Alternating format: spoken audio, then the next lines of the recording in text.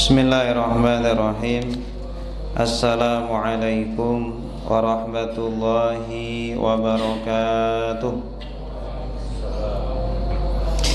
Alhamdulillah, wassalatu wassalamu ala rasulillah wa ala alihi wa sahbihi wa man walah, amma ba'du. Subhanaka la ilma lana illa ma 'allamtana innaka antal alimul hakim wa tub 'alaina innaka antat tawwabur rahim. Rabbi shrah li sadri wa yassir li amri wahlul 'uqdatam min lisani yafqahu qawli. Raditu billahi rabba wa bil islami dina wa bi Muhammadin nabiyyan wa rasula. Rabbi zidni ilma warzuqni fahma. Bismillahilladzi la yadurru ma'asmihi syai'un fil ardi wala fis samai wa huwas sami'ul alim. Nawaitu ta'lima wa ta'alluma wa tadhkira wa tadhakkura wan naf'a wal intifa'a wal hasa ala tamassuki bi kitabillahi wa sunnati rasulih wa ibtigha'a wajhillahi ta'ala.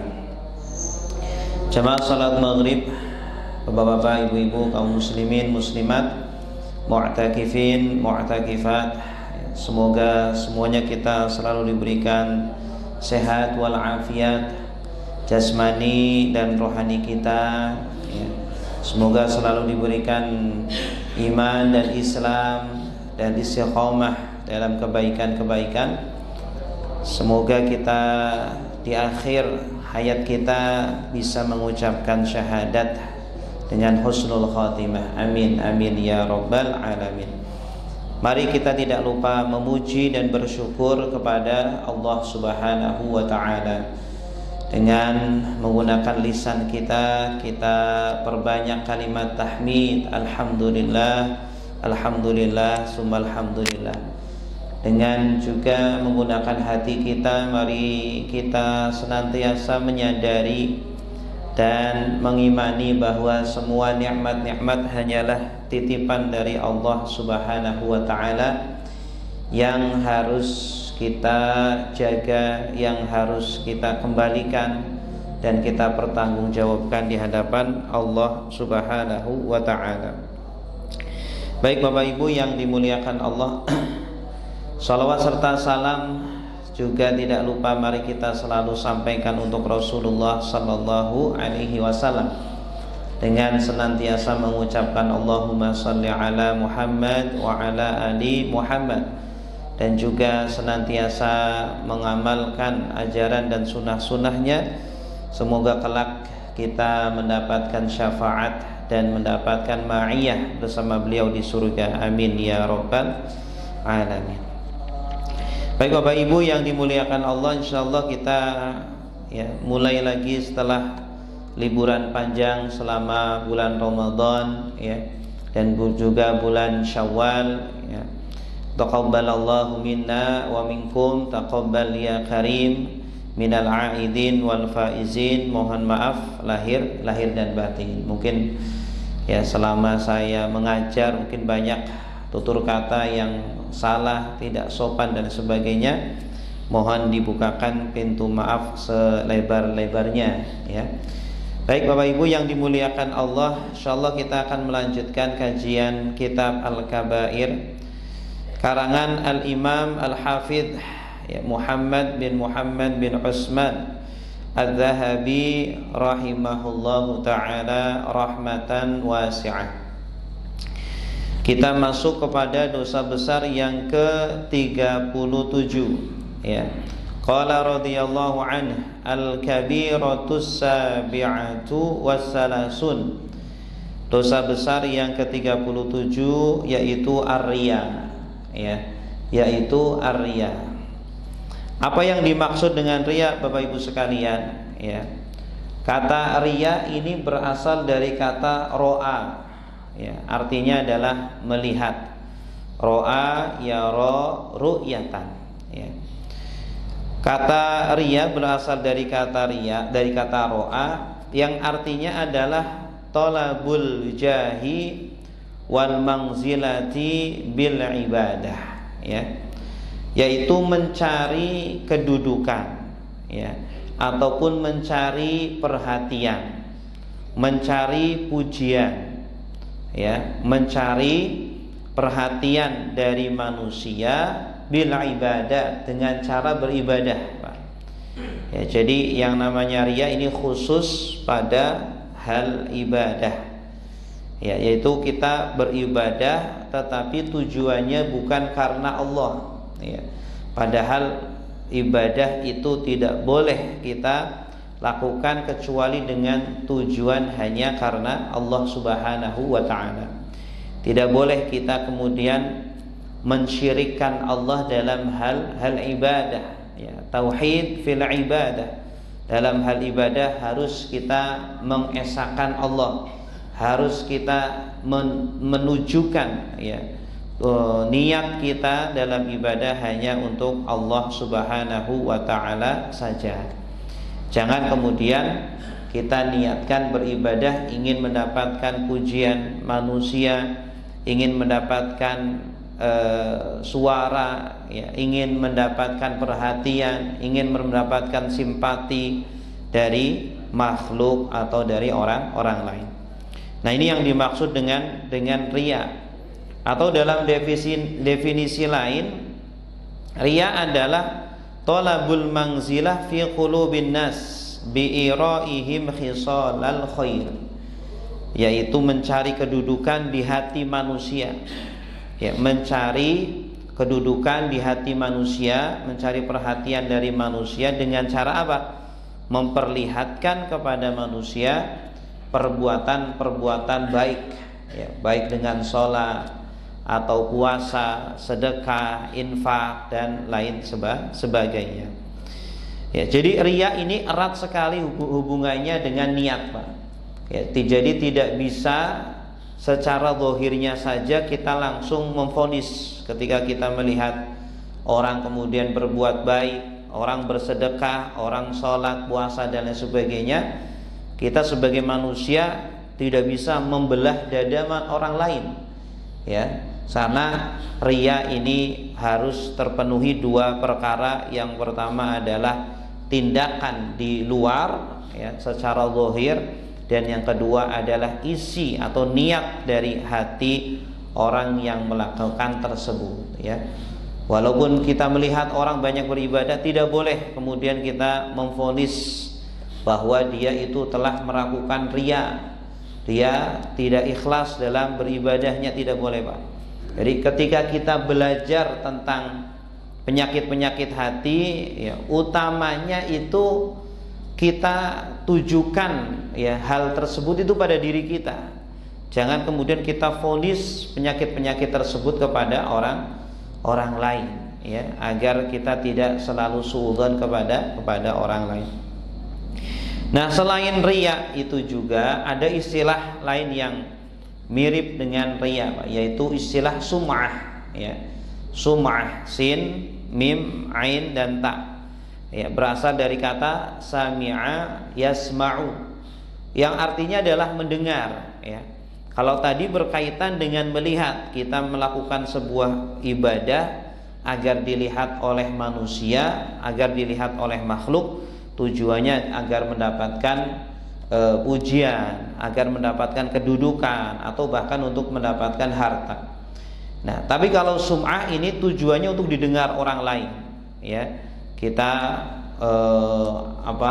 baca Al-Quran dengan suara yang sangat merdu, ya, atau azan dengan suara yang sangat indah, ya, ataupun ibadah-ibadah yang lainnya yang mengandalkan pendengaran, ya, sehingga orang lain terpukau, orang lain terkesima, kemudian memuji apa yang kita lakukan. Ini juga dinamakan sum'ah, ya. Sebenarnya hampir sama antara sum'ah dengan riya, hanya saja kalau riya berkaitan dengan penglihatan, adapun sum'ah berkaitan dengan pendengaran. Pada intinya adalah dua ibadah ini atau dua perbuatan ini, yaitu perbuatan di mana kita menginginkan ya perbuatan baik kita, ibadah kita diketahui oleh orang lain. Ya, baik dengan cara dilihat ataupun didengar ataupun dengan cara-cara yang lain sehingga orang lain mengetahui perbuatan baik kita, dan itulah tujuan kita, maka itu adalah termasuk perbuatan riya, perbuatan yang menyekutukan Allah Subhanahu wa taala dalam ibadah, walaupun itu adalah syirik kecil. Bapak Ibu yang dimuliakan Allah, nah riya ini ya disebutkan oleh para ulama bisa dengan menggunakan berbagai macam media. Ya, orang bisa melakukan riya bisa menggunakan beberapa media. Yang pertama bisa dengan menggunakan badannya. Ya, contohnya dia melakukan sholat. Ya, dia berdiri, ruku, sujud, jengkang-jengking, itu kan ya dengan menggunakan badannya. Sengaja dia ya ketika orang lain ada banyak, dia lakukan sholat, dilama-lamakan sholatnya, diperbanyak rokaatnya. Nah ini riya dengan menggunakan badan. Ya, ada juga riya menggunakan pakaian. Ya, riya dengan cara menggunakan pakaian. Dia memakai masya Allah peci yang besar, imamah yang besar, bersorban, berjubah dan lain sebagainya. Ya, dengan tujuan agar orang melihat dia adalah orang soleh. Ini calon legislatif yang soleh ini harus kita pilih nih. Ya, ini masya Allah ini calon wakil rakyat kita dari golongan ulama ini. Nah ternyata bukan begitu ya. Atau dengan cara ucapan, ya, dengan menyusun kata-kata, dengan mengeluarkan ayat-ayat Al-Quran, hadis-hadis Rasulullah, perkataan ulama disusun dengan sangat indah sehingga kemudian memukau orang, menjadikan orang bertepuk tangan, ya, kemudian bangga, kagum dengan kita. Ini juga termasuk riya. Atau juga dengan perbuatan kita, atau juga dengan cara banyak-banyakan pengikut, Pak, ya. Ini juga termasuk riya. Ya, kita pamer nih, pengikut saya sekian, follower saya sudah ribuan, sudah jutaan. Nah, dengan cara seperti itu juga bisa tergolong dalam riya. Dan riya ini bahaya sekali, Bapak Ibu sekalian. Di sini disebutkan bahwa riya yang pertama setidaknya adalah termasuk penyakit orang-orang munafik, ya. Orang yang melakukan riya kebanyakan atau itu adalah ciri-ciri bahwa dia memiliki penyakit munafik. Ada benih-benih nifak di dalam hatinya. Ya, Allah Subhanahu wa taala berfirman di dalam surah An-Nisa ayat 142, yura'unan nas wa la yadhkurunallaha illa qalila. Orang-orang munafik ini suka berbuat riya, ya, ingin mendapatkan pujian, ingin dilihat ibadahnya oleh orang lain. Wala yadhkurunallaha illa qalila, dan tidaklah mereka berzikir kepada Allah kecuali sebentar saja. Ya, ini Pak. Jadi ayat sebelumnya itu disebutkan wala ya'tunas sholata illa wahum kusala. Ya, mereka orang-orang munafik ini tidaklah mendatangi sholat kecuali dalam kondisi malas. Ini juga salah satu ciri-ciri orang munafik. Ya, jangan sampai ada pada diri kita. Coba kita cek pada diri kita, ada enggak rasa malas dalam beribadah, terutama dalam sholat. Ketika datang waktunya sholat, kita kok malah bermalas-malasan, kita tunda-tunda. Ya, terutama sholat subuh nih, sudah kita dengar azan, tapi kemudian kita tidur lagi sampai kemudian kebablas waktunya. Ini termasuk dosa besar, ya. Termasuk dosa besar orang yang menunda-nunda waktu sholat, karena ini termasuk perbuatan orang-orang munafik. Ya, mereka lah yang malas-malasan dalam sholat. Ketika sholat pun mereka untuk riya, untuk dilihat orang. Wala yadhkurunallaha illa qalila. Ketika sholat pun sangat cepat sekali.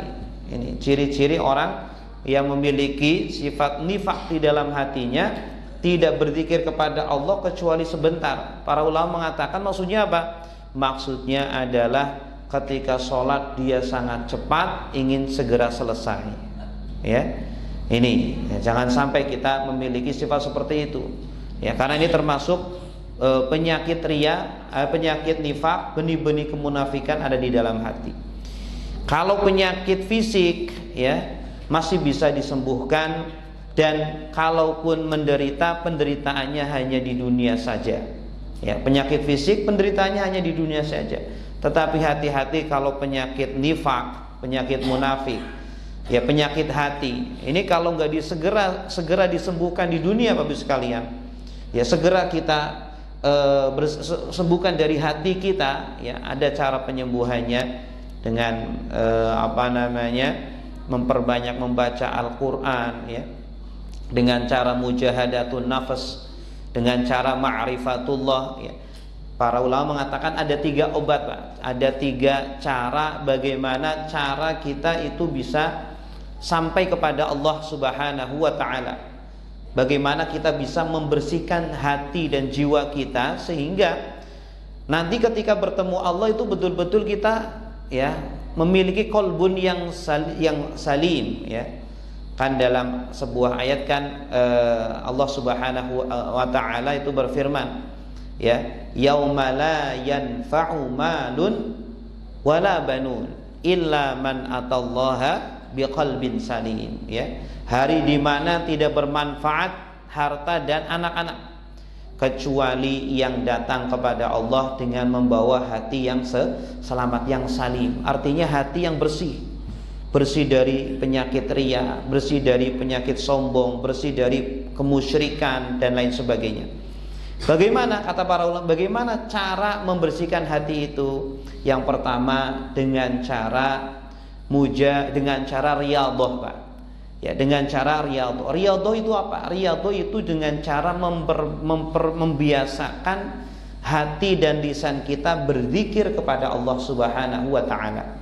Ya, dengan senantiasa membaca Al-Quran Al-Karim, dengan cara memperbanyak kalimat-kalimat thayyibah, ya, istighfar, sholawat, ya, kalimat tauhid, astaghfirullah, la ilaha illallah, dan seterusnya.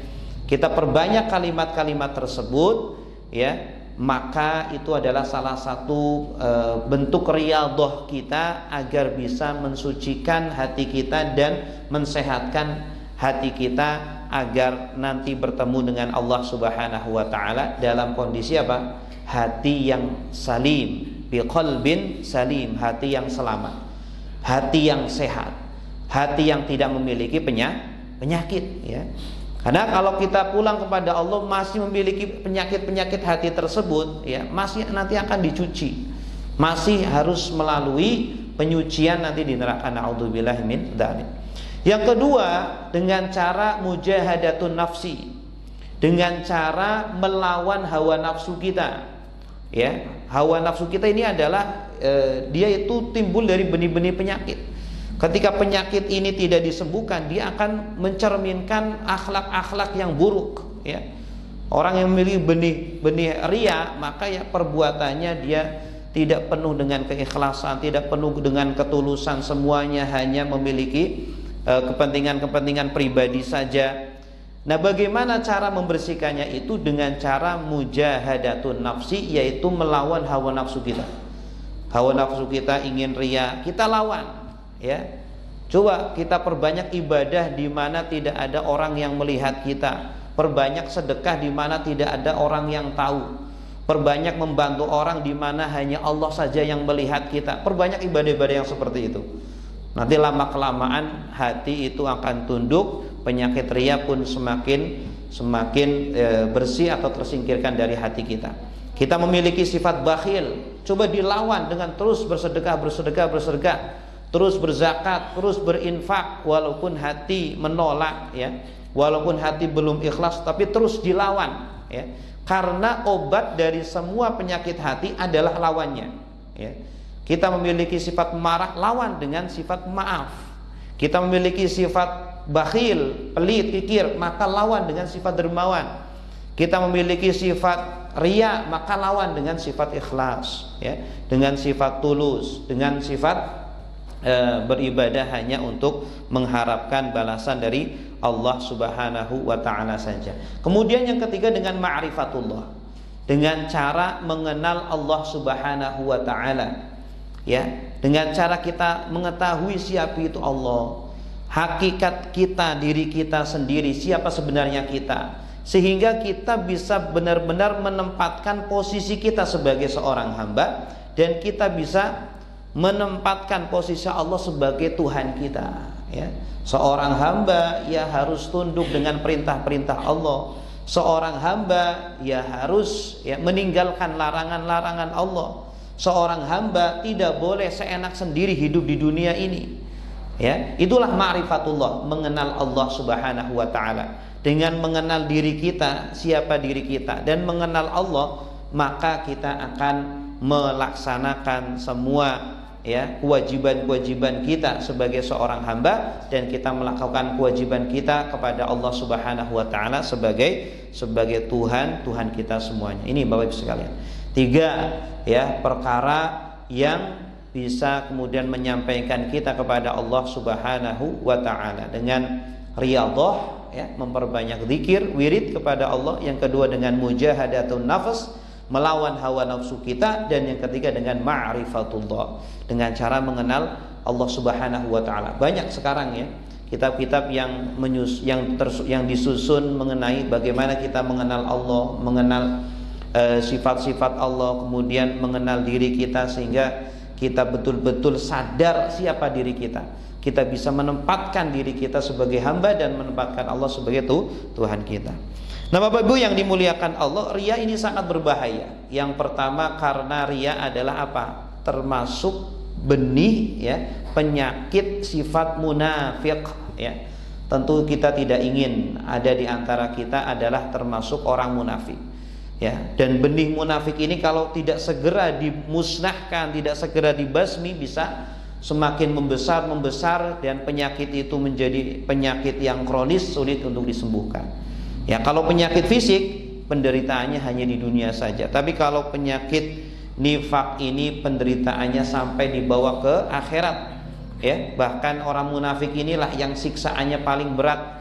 Innal munafikina fid darkil asfali minan nar. Sesungguhnya orang-orang munafik ini berada di dasar neraka yang paling bawah. Na'udzubillah min dzalik. Bapak Ibu yang dimuliakan Allah, kemudian penyakit riya ini juga diancam oleh Allah Subhanahu wa ta'ala dengan neraka wail, ya. Fawailul lil musallin alladzina hum an salatihim sahun, ya. Maka celakalah, atau sebagian ulama mengatakan wail adalah salah satu lembah di neraka jahanam. Maka lembah jahanam bagi orang yang musallin, orang-orang yang sholat. Masya Allah, orang-orang yang sholat pun belum selamat, Pak. Apalagi yang tidak sholat. Tetapi siapa orang-orang yang sholat di sini? Alladzina hum an sholatihim sahun. Mereka adalah orang-orang yang lalai di dalam sholatnya. Kata para ulama, orang-orang yang lalai itu apa? Ya, orang yang sengaja menunda-nunda pelaksanaan sholat. Sudah datang waktunya, dia tunda-tunda sampai keluar waktunya, ya. Kalau belum keluar bagaimana? Tidak apa-apa, belum terkena ancaman ini. Tapi kalau sudah sampai keluar waktunya, ya, dan biasanya ini sholat subuh, banyak terjadi di sholat subuh. Kita sudah dengar azan, sudah bangun, tapi kemudian apa? Tidur lagi sampai terlambat, sudah masuk waktu syuruk. Nah, waktu syuruk itu sudah habis waktu sholat subuh. Apakah gugur sholatnya? Enggak gugur, tetap, ya. Walaupun waktunya sudah keluar, kita tetap melakukan sholat, wajib melakukan sholat. Tetapi kita berdosa gara-gara sengaja menunda-nunda sholat itu, ya. Alladzina hum yura'un, dan mereka adalah orang-orang yang senantiasa riya di dalam sholatnya atau di dalam ibadahnya. Nah ini mereka orang-orang yang kelak nanti diancam oleh Allah dengan neraka wail. Kemudian yang selanjutnya, bahayanya penyakit riya ini adalah amalan-amalan yang dia kerjakan, sholat-sholat yang dia kerjakan, puasa-puasanya, sedekah-sedekahnya, zakat-zakatnya, ya, infak-infaknya yang dia kerjakan, bahkan haji dan umrohnya, bahkan jihadnya, ya, yang dia kerjakan di dunia dianggap batal semuanya oleh Allah Subhanahu wa taala, ya. Sudah capek-capek dia berjihad, sudah banyak duit dia keluarkan, ya, pertarungan antara hidup dan mati, ternyata naudzubillah amalannya batal di hadapan Allah Subhanahu wa taala. Bagus sekalian, naudzubillah. Ya, dalam sebuah ayat Allah Subhanahu wa taala berfirman, ya ayyuhalladzina amanu la tubtilu shadaqatikum bil manni wal adza kalladzi yunfiqu malahu ria'an nas. Ya, wahai orang-orang yang beriman, jangan kalian batalkan amal-amal kalian, sedekah-sedekah kalian, bilman. Man itu menyebut-nyebutkan kebaikan kita. Ya, kemarin sudah saya kasih kamu kok, malah kamu kayak gini. Atau menyakiti orang yang kita kasih, ya. Kalladzi yunfiqu malah, mereka itu seperti orang yang berinfak dengan cara riya. Ya, di dalam sebuah hadis juga dijelaskan bahwa nanti di hari kiamat ada orang yang nanti akan pertama kali diadili oleh Allah, ya. Inna awwala an-nas yuqda alaihi yaumal qiyamah rajulun ustushhida fi sabilillah fa'ata bihi fa'arrafahu ni'amahu fa'arafaha qala fama amilta fiha, ya, qala qataltu fika hatta ustushhidtu qala kadzabta walakinnaka fa'alta liyuqal huwa jari'un, gitu ya.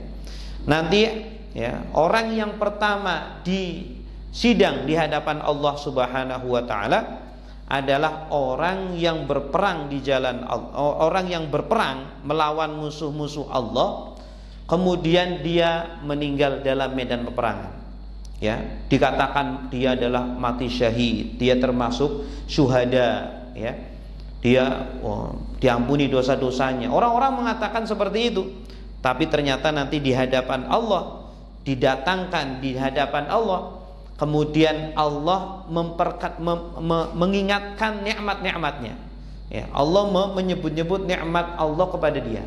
Allah sudah ngasih ini. Baru setelah itu Allah tanya, ya, apa yang kamu perbuat dengan nikmat-nikmat tersebut, gitu ya. Jadi nikmat-nikmat yang kita punya, Pak, semuanya itu akan dimintakan pertanggungjawaban, akan ditanya oleh Allah Subhanahu wa taala. Nah, sehingga kemudian ditanya, apa yang sudah kamu lakukan? Dia menjawab, qataltu fika, saya telah berjihad ya Allah di jalanmu sampai saya mati syahid karenamu ya Allah. Ini. Jadi sampai, ya, orang-orang riya ini sampai sangkin dia itu terbiasanya berbuat riya, sampai sangkin dia sangat mengakarnya penyakit riya ini, dia bisa tipu ini, tipu itu, tipu orang-orang, ya, dia berbuat baik seolah-olah dia adalah orang baik, orang soleh, orang bertakwa, tapi ternyata tidak. Dia bisa menipu orang banyak, sampai-sampai meninggal pun dia mengira Allah masih bisa ditipu. Ya, padahal ini sudah di akhirat ini, Bapak Ibu sekalian. Sudah di hadapan Allah, dia mengira Allah masih bisa ditipu, gitu ya. Makanya di dalam satu ayat itu disebutkan, innal munafiqina yukhadi'un Allah, ya. Sesungguhnya orang-orang munafik ini mau menipu Allah. Allah saja mau ditipu, saking mendarah dagingnya sifat riya tersebut, sampai Allah pun mau ditipu oleh dia, mau dibohongi oleh dia, gitu ya. Bahkan nanti orang-orang kafir itu di akhir, Bapak sekalian, akan mengatakan, ya, ketika mereka dikatakan, kenapa kalian mensekutukan aku? Kenapa kalian tidak menyembah aku? Bapak Ibu yang dimuliakan Allah, jadi amalan riya ini bahaya sekali, karena amalannya, perbuatan-perbuatan kita akan dibatalkan, disia-siakan oleh Allah Subhanahu wa taala, plus, ya, akan dipermalukan oleh Allah di hadapan makhluknya kelak nanti di akhirat, ya. Kalau tidak di dunia, di akhirat nanti akan dipermalukan di hadapan Allah.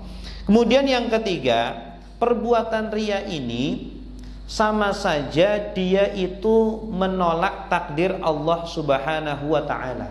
Ya. Orang yang ria ingin mendapatkan kedudukan, ingin mendapatkan pujian, ingin dikatakan hebat, ingin dikatakan ahli ibadah, ingin dikatakan alim. Itu sehakikatnya sebenarnya dia sedang menolak takdir Allah Subhanahu wa taala. Padahal dia itu nggak sealim-alim itu, alim-alim banget gitu ya. Sebenarnya dia nggak soleh-soleh banget. Sebenarnya dia nggak rajin-rajin amat lah dalam beribadah. Tetapi apa? Ingin dipandang manusia itu dengan level yang lebih tinggi, ya, dengan derajat yang lebih tinggi daripada sebenarnya. Padahal ya nilainya paling 5 doang lah, atau nilainya cuma 6 sajalah. Ya, tapi dia ingin dipandang di hadapan manusia nilainya 9, nilainya 10, ya. Padahal yang menentukan nilai seseorang, ketakwaan seseorang, keimanan seseorang itu hanyalah Allah Subhanahu wa taala. Ya. Nah, ketika dia berbuat riya, artinya dia ingin mendahului takdir Allah Subhanahu wa taala, ya. Makanya Imam Qatadah mengatakan, ya, al-murai yuridu an yaghliba qadar Allah. Imam Hasan, ya, al-murai yuridu an yaghliba qadar Allah fihi wa huwa rajulun yuridu an yaqula an-nas wa salih fa kaifa yaqulun wa qad halla min rabbih mahallal idriya fala budda min qulubil mu'minin an ta'rifah. Orang riya itu sama saja orang yang menginginkan mengalahkan takdirnya Allah, ya, ingin menenggelamkan takdirnya Allah. Ya, takdirnya Allah kan, ya, kondisi kita sebagaimana kita tahu faktanya seperti apa. Ya, orang-orang harus tahu diri kita itu seperti apa, kita harus tahu. Makanya kita diwajibkan bersifat jujur, tidak boleh kita khianat, tidak boleh kita menipu, harus apa adanya. Kita seperti ini, begitu ya. Nah, orang-orang yang riya itu sama saja ingin menenggelamkan takdirnya Allah Subhanahu wa taala. Padahal dia adalah rajulun su, laki-laki yang buruk, ya. Tetapi ingin orang-orang bilang dia itu orang baik, dia orang bertakwa, dia orang alim, dia orang soleh, dan lain sebagainya, ya. Padahal kondisinya tidak seperti itu. Makanya nanti balasannya di akhirat, di hadapan manusia seluruhnya akan diperlihatkan sebenar-benarnya seperti apa, ya. Dia bukan seorang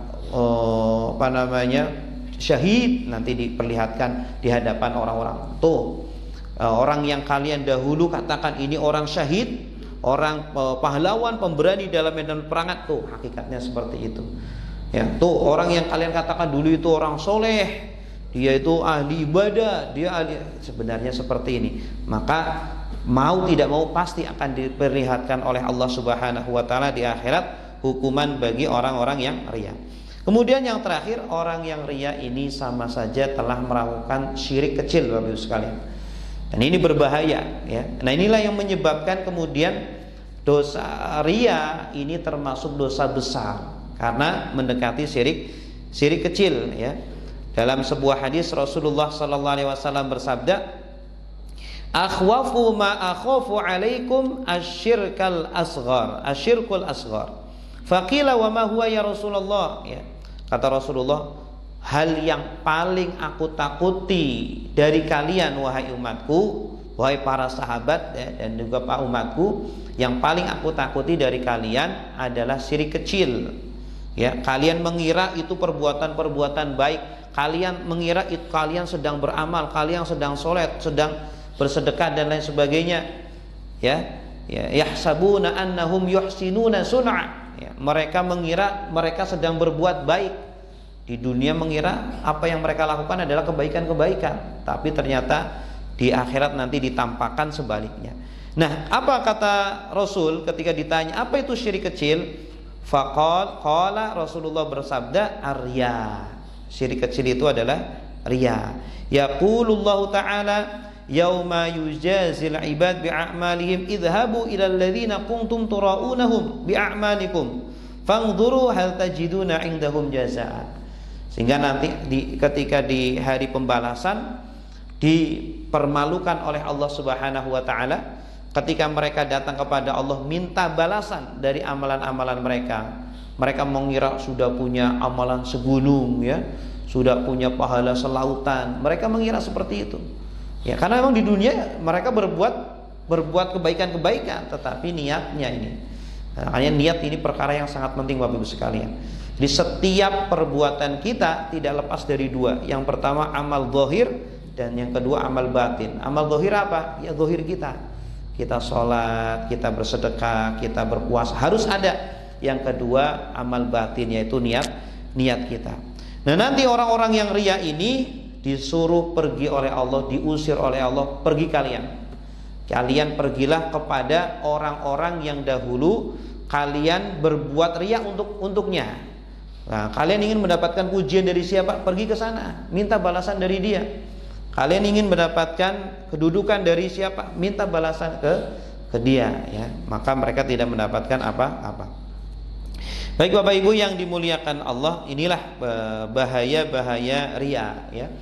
Riya ini juga memiliki tanda-tanda Bapak Ibu sekalian. Ini agar kita tidak terjangkit penyakit ini, agar tidak ada di antara kita, di dalam hati kita yang memiliki sifat ini. Yang pertama apa tanda-tandanya? Malas jika sendiri, ya. Ketika sendirian di rumah malas beribadah, malas sholat, malas baca Al-Quran, ya, malas untuk berbuat kebaikan-kebaikan. Tetapi ketika bersama orang-orang rajin, ya, tiba-tiba rajin sholat, tiba-tiba rajin baca Al-Quran, tiba-tiba rajin berzikir, tiba-tiba rajin bersedekah. Ini salah satu ciri-ciri. Walaupun tidak harus, ya, tidak harus, tapi itu salah satu ciri-ciri yang bisa jadikan, ya, agar kita bisa curiga kepada diri kita masing-masing. Sebenarnya kita ada nggak ciri-ciri itu? Kalau ada, kita perlu hati-hatinya. Jadi ketika sendiri malas beribadah, ketika banyak orang, ketika dilihat orang, wah, ibadahnya rajin. Kemudian ibadahnya bertambah ketika dipuji orang, ya. Ketika disanjung-sanjung orang, wah ini mah orang soleh ini, wah ini mah orang ahli ibadah ini, wah ini mah orang masya Allah, makin meningkat ibadahnya, makin ditambah, ya. Yang biasanya sholatnya cuma 2 rakaat jadi 4, jadi 6, bertambah Pak. Nah, ini ketika dipuji oleh orang. Sebaliknya ketika dicela, ya, ketika dicela, dihina ibadahnya, kemudian dia malah berkurang dalam beribadahnya. Ini salah satu ciri-ciri orang yang melakukan amalan karena riya, bukan karena manusia. Makanya Fudail bin Iyad mengatakan, ya, meninggalkan amal karena manusia itu riya, ya. Meninggalkan amal karena manusia itu riya. Kita mau beramal nih, tapi ada orang yang melihat, kemudian gak beramal, itu riya. Malah meninggalkan amal karena takut dilihat oleh manusia, itu riya. Tetapi beramal karena manusia itu syirik. Ya, kata Fudail bin Iyad, meninggalkan amal karena manusia itu riya. Tetapi ketika kita beramal karena tujuan agar dilihat oleh manusia, itu syirik kecil. Jadi dua-duanya riya. Jadi gimana dong? Ya, bagaimana caranya? Ya, kita mencari tempat yang tidak ada orang yang melihat kita. Seumpama, ya, kita tidak bisa berbuat ibadah di sebuah tempat karena dilihat orang, ya cari tempat yang tidak ada orang yang melihat kita, ya, maka kemudian kita beribadah di sana. Jangan kemudian malah, wah ada yang melihat, ya udahlah nggak usah sholat, udahlah nggak usah ibadah. Nah, itu malah salah satu tipu daya syaitan. Walaupun ini nggak mutlak, ya, perkataan Fudail bin Iyad bahwa meninggalkan ibadah karena manusia itu riya, itu nggak mutlak, karena tidak semua orang seperti itu. Terkadang, ya, orang meninggalkan ibadah, ya, karena alasan-alasan tertentu, bukan karena itu. Begitupun orang melakukan ibadah, ya, di hadapan orang belum tentu juga riya. Itu juga kembali kepada niatnya. Tapi kalau dia niatnya memang ingin dilihat orang lain, agar dikatakan ahli ibadah, agar dikatakan soleh, maka itu sudah termasuk riya, ya. Dan yang selamat adalah yang diselamatkan oleh Allah dari dua hal ini. Ya, kita cari tempat yang sepi, sekiranya kita bisa menjaga hati kita, tidak ada orang yang melihat. Nah, bagaimana obatnya Bapak Ibu sekalian agar kita bisa terbebas dari penyakit riya? Yang pertama adalah kita harus sadar betul akan bahaya-bahaya penyakit riya. Tadi kita sudah sebutkan apa saja bahaya-bahaya penyakit riya ya. Yang pertama termasuk ya sifat-sifat orang munafik.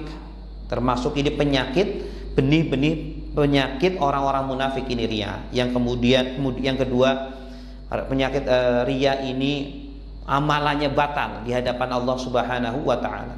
Orang yang riya itu sama saja melakukan syirik kecil yang mendekati syirik besar ya. Kalau dia biasakan terus lama-kelamaan bisa menjadi syirik besar. Kemudian yang ketiga ya, amalan riya ini sama saja menolak takdir Allah ya, sama saja menolak ketentuan Allah. Nah, ini diantara bahaya baik. Maka kita harus apa? Kita harus menyadari betul bahwa ketika kita berbuat perbuatan riya ini bahayanya sangat besar. Tidak ada keuntungan kecuali sedikit saja. Ya, jangan. Kalaupun kita mendapatkan keuntungan sebentar saja, sekejap saja. Ya, mendapatkan pujian paling berapa saat sih? Paling berapa menit? Paling berapa detik? Mendapatkan jabatan pun tidak lama ya.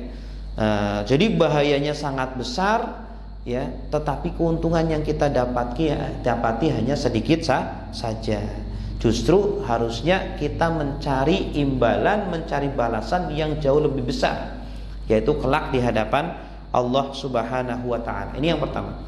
Kemudian yang kedua, agar kita selamat dari riya, harus kita tanamkan di dalam hati kita bahwa yang menggerakkan hati manusia semuanya Bapak Ibu sekalian, yang menggerakkan hati manusia, yang menjadikan manusia itu cinta kepada kita, yang menjadikan orang percaya sama kita ya, yang memberikan jabatan, yang memberikan harta, yang memberikan kenikmatan ya, walaupun dengan perantara manusia, dengan cara Allah menggerakkan hati manusia, itu adalah Allah Subhanahu wa taala ya. Kita berbuat ibadah sebanyak apapun, berkamuflase sesoleh apapun, setakwa apapun, kalau Allah tidak menggerakkan hati mereka tidak akan bergerak ya.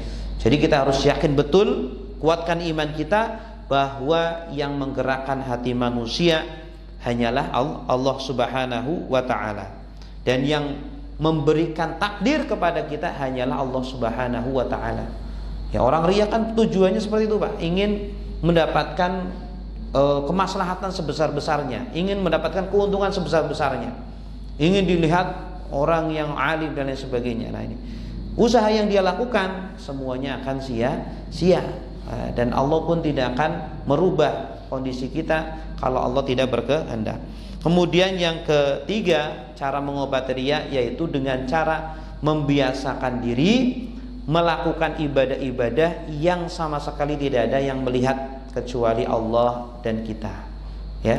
Dan ketika tidak ada yang melihat, jangan kemudian diubah-ubah. Oh, saya tadi malam habis tahajud, saya tadi malam habis sedekah. Jangan, sama aja itu ya. Jadi biasakan agar nafsu kita itu tidak ada keinginan ibadah kita dilihat oleh orang lain, ibadah kita diketahui oleh yang lain ya. Jadi agar awal-awal memang terasa tersiksa. Aduh, sayang dong, saya udah jauh-jauh umroh kok nggak ada yang tahu. Sayang dong, udah mengeluarkan jutaan rupiah, saya sudah haji, kok nggak ada yang tahu. Kok nggak ada yang manggil saya Pak Haji, kok nggak ada yang manggil saya Pak Umroh ya kan? Jadi apa? Jadi biasakan diri kita itu tersiksa dengan hal yang seperti itu. Biasakan diri kita itu melakukan amalan-amalan, ibadah-ibadah yang dimana tidak ada orang yang tahu, sehingga tidak pernah kita mengharapkan pujian dari siapapun kecuali pujian dari Allah Subhanahu wa taala. Baik Bapak Ibu yang dimuliakan Allah, demikian yang bisa saya sampaikan pada malam hari ini berkaitan dengan dosa besar yang ke-37, yaitu berkaitan dengan riya. Sebelum kita akhiri, mungkin ada pertanyaan, silakan. Ya, silakan Pak. Kalau seseorang dipuji-puji banyak dipuji, dia jadi bermasalah ya. Gimana ya? Yang dipuji bermasalah gitu. Ya, gimana ya? Dia dipuji yang apa ibadahnya banyak atau sebagainya, atau perbuatan lainnya dipuji-puji di depan umum. Iya. Hukum memuji orang lain ini hukum asalnya mubah. Hukum memuji orang lain hukum asalnya adalah mubah. Tetapi kalau dalam kondisi-kondisi tertentu, ya, seumpama kita niat memuji orang, niatnya mohon maaf ingin mendapatkan keuntungan sesuatu, ya, atau kita tahu orang yang dipuji, kalau dipuji itu nanti akan makin sombong, makin semena-mena, makin terbang begitu, maka dalam kondisi seperti itu tidak boleh, ya, walaupun hukum asalnya adalah mubah. Tapi kalau tujuan kita baik, memuji orang lain seumpama agar, ya, agar, ya, tujuannya baik gitu, ya, agar tidak ada rasa permusuhan di antara kita kan dengan cara memuji dengan seperti itu, maka justru itu dianjurkan. Bahkan kan kita kan dalam ayat tentang talak saja, Allah itu masih sempat-sempatnya mewasiatkan kepada suami dan istri sebelum bercerai. Kata Allah, wala tangsawul fadla bainakum. Jangan sampai kalian melupakan kebaikan masing-masing di antara kalian. Ini padahal apa? Hampir mau cerai nih orang. Ya, hampir mau cerai. Jangan sampai melupakan kebaikan masing-masing. Coba saling memuji. Ini dulu pernah ngasih ini dulu pernah berbuat baik seperti ini. Si istri juga sama balik seperti itu, saling melemparkan kebaikan atau menyebut kebaikan-kebaikan yang pernah dilakukan, ya. Bahkan itu bisa menjadi wajib dalam kondisi ketika akan mendatangkan perdamaian, akan mendapatkan kemaslahatan, ya, antara seumpama ada dua orang yang bermusuhan, ya, coba diuji seumpama satu orang datang ke A, satu orang datang ke B untuk memuji-muji kebaikan ini, ya, memuji. Sebagaimana kita tidak boleh mengadu domba antara dua muslim, ya, tidak boleh kita mengadu domba, memfitnah, ya, antara dua muslim, sebagaimana itu haram, sebagaimana itu juga menjadi sunnah, bahkan dianjurkan kita untuk mendamaikan di antara dua orang. Di antara bentuk cara mendamaikannya bagaimana? Saling menyebutkan kebaikan-kebaikan. Itu loh teman kamu ini orangnya begini, sama kamu juga ngomongin baik gini-gini. Itu justru malah apa? Akan merenggangkan hubungan, ya, sehingga akan mendapatkan kebaikan. Jadi ujian seperti itu, Pak, ya. Hukum asalnya mubah, tetapi itu bisa menjadi haram, bisa menjadi wajib, sunnah, makruh, tergantung niat yang memuji dan kondisi orang yang dipuji. Ya, kalau bisa mendorong ke arah riya, iya, kalau ternyata mendorong ke arah riya, malah kita nggak boleh. Ya, kalau kita puji, dia makin riya nih, makin seneng nih ibadahnya, apa? Tapi ibadahnya tujuannya untuk kepentingan pribadi dia. Nah, ini malah tidak boleh, ya, begitu. Wallahu a'lam. Baik, cukup. Terima kasih Bapak Ibu yang dimuliakan Allah. Mari kita akhiri majlis mulia ini dengan baca doa kafaratul majlis. Subhanakallahumma wa bihamdika asyhadu an la ilaha illa anta astaghfiruka wa atubu ilaik. Wassalamualaikum warahmatullahi wabarakatuh.